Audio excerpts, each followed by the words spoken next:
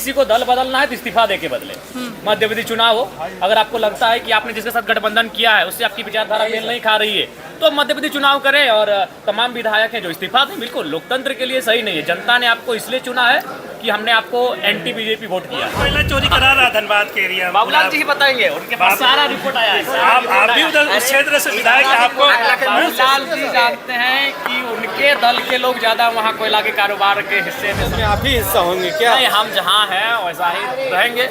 हम लोग ये लोग अगर सरकार बना लेंगे तो हम लोग को तो और बहुत दूर रहेंगे जी, तो और मैंने आगे चले जाएंगे। तो इसलिए मैंने ये इसलिए कहा कि चूंकि वो खबरें बाहर आ रही थी, खनिज संपदा की खुली लूट हो रही है, ये हमारे मुद्दे होंगे। हमारा ध्यान आकर्षण का विषय भी यही होगा। और विशेषकर जो राज्य अभी आर्थिक संकट झेल रहा है, इस पर राज्य सरकार को सुझाव भी होगा कि जो अवैध तरीके से हमारे करप्शन जो हो रहे हैं उन पर नियंत्रण करके राज्य के खजाने को भरा जाए। अच्छा, ये कहा जा रहा है कि जेएमएम प्लस बीजेपी का जो चर्चाएं हो रही है, अगर ऐसा होता है तो जयराम महतो किधर जाएंगे? लेकिन नहीं, हम जहाँ हैं वहीं रहेंगे। हम जैसा है वहीं रहेंगे। बस हम लोग यही चाहेंगे कि भाई राज्य का विकास हो, राज्य के जो लोग हैं उनके जो मुद्दे हैं उन मुद्दों का समाधान हो, हम लोग यही चाहेंगे। आपको लगता है कि भाजपा झामुमो एक मंच पे आएगी तो सब कुछ ठीक हो जाएगा? देखिए, सब कुछ ठीक नहीं होगा, सब कुछ ठीक नहीं होगा, लेकिन जो केंद्रांश रुक रहा है, अभी बहुत सारे विषयों पर केंद्रांश मिलता है। छात्रवृत्ति में भी केंद्रांश होता है, जल नल योजना में केंद्रांश होता है, पेंशन में केंद्रांश होता है, तो केंद्रांश नहीं मिल रहा है। ये सच्चाई है और ये झारखंड मुक्ति मोर्चा और कांग्रेस के वरिष्ठ नेता भी स्वीकार कर रहे हैं। तो ऐसे में हमें लगता है कि केंद्रांश मिल जाएगा, जो केंद्र का अंश रुका हुआ मिल जाएगा। 1,36,000 करोड़ का जो बकाया है वो बकाया मिल जाएगा और संभवतः बहुत सारे इनके काम हो जाएंगे। जो विकास रुका हुआ है, विकास का कार्य शुरू हो जाएगा। विकास का काम शुरू हो जाएगा, ये मेरा निजी मानना है। सर, क्या लोकतंत्र के लिए ये लोकतंत्र के लिए सही नहीं है, बिल्कुल भी कतई सही नहीं है। लोकतंत्र का मतलब यही है, अगर किसी को दल बदलना है तो इस्तीफा दे के बदले। मध्य विधि चुनाव हो, अगर आपको लगता है कि आपने जिसके साथ गठबंधन किया है उससे आपकी विचारधारा मेल नहीं खा रही है तो मध्य विधि चुनाव करें और तमाम विधायक हैं जो इस्तीफा दें। बिल्कुल लोकतंत्र के लिए सही नहीं है। जनता ने आपको इसलिए चुना है कि हमने आपको एंटी बीजेपी वोट किया है। जयराम जी, बेरमो को जिला बनाने की मांग बहुत वर्षों से की जा रही है, अभी तक पूरा नहीं हुआ है। वहाँ की जनता ये चाहती है कि बेरमो अलग जिला बने। आप उस क्षेत्र से आते हैं, क्या जी? मैं भी इस बात से अवगत हूँ। बेरमो अलग जिला की मांग दशकों से हो रही है, मिलना चाहिए। और ये माननीय मुख्यमंत्री ने तो स्वयं कहा था कि सभी विधायक अपने क्षेत्र में जाएं, भ्रमण करें और कौन सा प्रखंड उनका दूरी में है, कौन सा जिला उनका, माने जिला में कौन सा नया जिला बन सकता है, नया प्रखंड बन सकता है, इसकी सूचना दे। तो हमें लगता है सभी माननीय सदस्य शायद रिपोर्ट तैयार कर लिए होंगे। अगर कर लिए होंगे तो सबमिट करना चाहिए, हम भी सबमिट करेंगे कि मेरा कौन सा प्रखंड नया बनना चाहिए और कौन सा क्षेत्र मेरा नया जिला बनना चाहिए। ये जो जेएलकेएम की तरफ से पद यात्रा निकाली जा रही है, इसमें सिर्फ मुद्दे छात्र हित के हैं या फिर अन्य भी मुद्दे? अन्य मुद्दे भी हैं, स्थानीय नीति मुद्दा है, नियोजन नीति मुद्दा है, अन्य मुद्दे भी हैं। छात्रवृत्ति को लेकर क्या कहेंगे कि आंसू के विधायक 1.5 साल से छात्रवृत्ति नहीं मिल रहा है? छात्रवृत्ति की मांग निसंदेह छात्रवृत्ति का मुद्दा ज्वलंत मुद्दा है, क्योंकि हम लोग छात्रों के बीच से आते हैं और अभी भी छात्र हैं। ऐसा नहीं है, मैं पहला विधायक हूँ जो अभी भी छात्र है और करंट छात्र है। ऐसा नहीं कि मैंने पढ़ाई छोड़ा है, मेरी पढ़ाई चल रही है। बहुत दिन पहले एक लड़का मेरे जनता दरबार में मिलने आया, बेचारा रो दिया मेरे सामने। वो लड़का रो दिया कि दादा मैंने स्कॉलरशिप नहीं मिल पा रहा है, एडमिशन तो कर लिए हैं, हम फंस गए हैं, अब क्या करेंगे। वो रो दिया, मेरे सामने लड़का रो दिया। फिर उसको हम ढांढस दिए कि भाई हिम्मत रखो, अगर छोटा मोटा कुछ सही होगा तो हम भी तुम्हारा करेंगे, लेकिन हम प्रयास करेंगे इस बार के विधानसभा सत्र में हम लोग छात्रवृत्ति का मामला को उठाएंगे और बहुत सारे विधायक उठाएंगे। सर, लंगे पांव कब तक? आजीवन आजीवन आजीवन, जब तक सदस्य रहेंगे तब तक। चलिए, आप बताइए कौन सा काम, कौन से विभाग के लोग इनसे खुश है, बता दीजिए। एक चीज आप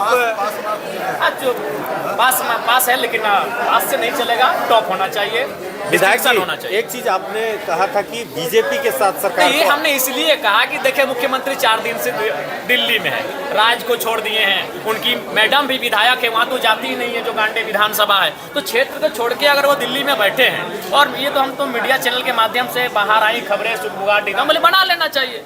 छोड़िए, ऐसे भी पहले भी ये रहे बनाए हैं, तो जब उप मुख्यमंत्री थे माननीय हेमंत सोरेन जी तो बीजेपी के साथ इनकी सरकार बनी है, तो बना लेनी चाहिए अगर वैसे हो रहे। तो मैंने ऐसा कहा। क्या गठबंधन में आप ही हिस्सा होंगे क्या? नहीं, हम जहाँ हैं वैसा ही रहेंगे।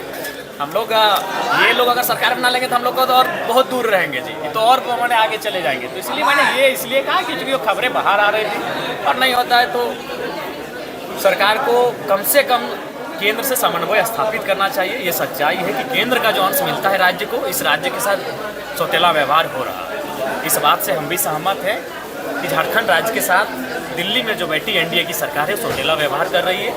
वो केंद्र की जो राशि इनके पास आती है वो राशि नहीं मिल पा रही है, ये सत्य है। लेकिन ये भी सवाल है कि माननीय मुख्यमंत्री जो राशि केंद्र से मिलती है क्या उसका सही से खर्च कर रहे हैं, उसका विवरण सही से दिए है कि नहीं, ये भी बात है। देखिए, द्वितीय अनुपूरक बजट पेश होने जा रहा है, सोम मंडे को पेश होगा।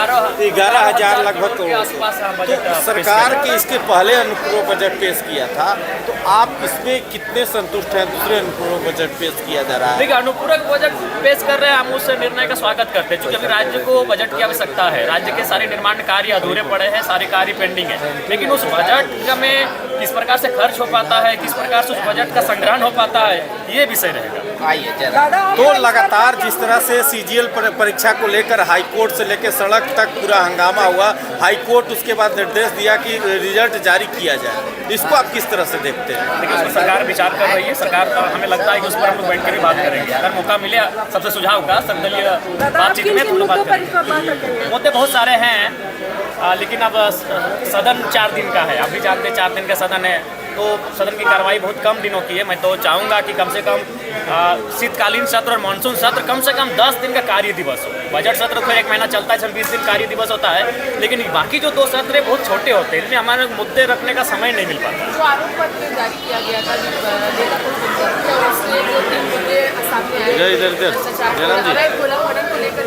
देखिए, इसमें सच्चाई है। मैं उसी क्षेत्र से आता हूँ, मैं उसी जिले से आता हूँ, उसमें किंतु परंतु कुछ भी नहीं है। बिल्कुल नेता प्रतिपक्ष जी ने जो सूची जारी की या प्रेस कॉन्फ्रेंस जो बात उन्होंने कही है, लेकिन एक चीज़ है, नेता प्रतिपक्ष होकर भी वह कहीं ना कहीं निष्पक्ष नहीं हो पाए। उन्होंने अपने दल के नेताओं का नाम नहीं लिया, उनके दल से जुड़े हुए कोयला कारोबारियों का नाम नहीं लिया। ये भारी भूल उन्होंने किया। अगर उनके पास सूची नहीं थी तो कहें, हम उनको सूची भी दे देंगे और उस डिपो का भी नाम बता देंगे जहां भारतीय जनता पार्टी के नेताओं के इशारे पर या नेताओं की संलिप्तता से कोयला का काम होता है, अवैध कारोबार।